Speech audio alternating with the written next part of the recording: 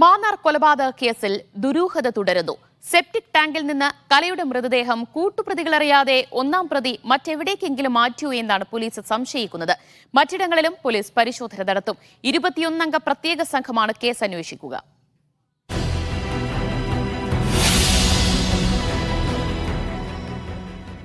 ചെങ്ങന്നൂർ ഡിവൈഎസ്പിയുടെ നേതൃത്വത്തിലുള്ള അമ്പലപ്പുഴ മാന്നാർ പോലീസും ക്രൈംബ്രാഞ്ച് ഉദ്യോഗസ്ഥരും ചേർന്നാണ് അന്വേഷണ സംഘം.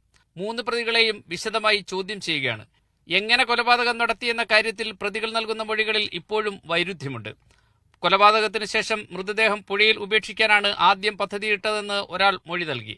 സാഹചര്യം അനുകൂലമല്ലാത്തതിനാൽ തീരുമാനം മാറ്റി. അനിൽകുമാറിന്റെ വീട്ടിലെ സെപ്റ്റിക് ടാങ്കിലാണ് മൃതദേഹം മറവു ചെയ്തതെന്ന് 4-ാം പ്രതി പ്രമോദാണ് മൊഴി നൽകിയത്. എന്നാൽ മറ്റു പ്രതികൾ അറിയാതെ 1-ാം പ്രതി അനിൽകുമാർ മൃതദേഹം സെപ്റ്റിക് ടാങ്കിൽ നിന്ന് മാറ്റിയോ ഇത് ഭാഗങ്ങളാക്കിയോ എന്നാണ് പോലീസ് ഇപ്പോൾ സംശയിക്കുന്നത്. മൃതദേഹം എവിടെയാണെന്നറിയാവുന്നയാൾ അനിൽകുമാർ മാത്രമല്ല മേസ്തിരിപ്പണിക്കാരനായതുകൊണ്ട് തന്നെ അനിൽകുമാറിന് മൃതദേഹം വിദഗ്ധമായി മറവു ചെയ്യാൻ സാധിക്കുമെന്നും പോലീസ് വിലയിരുത്തുന്നു. നിലവിൽ സെപ്റ്റിക് ടാങ്കിൽ നിന്ന് ലഭിച്ച വസ്തുക്കൾ കോടതിക്ക് കൈമാറി. ഇത് പിന്നീട് ഫോറൻസിക് പരിശോധനയ്ക്ക് അയക്കും. മീഡിയ 1 ആലപ്പുഴ.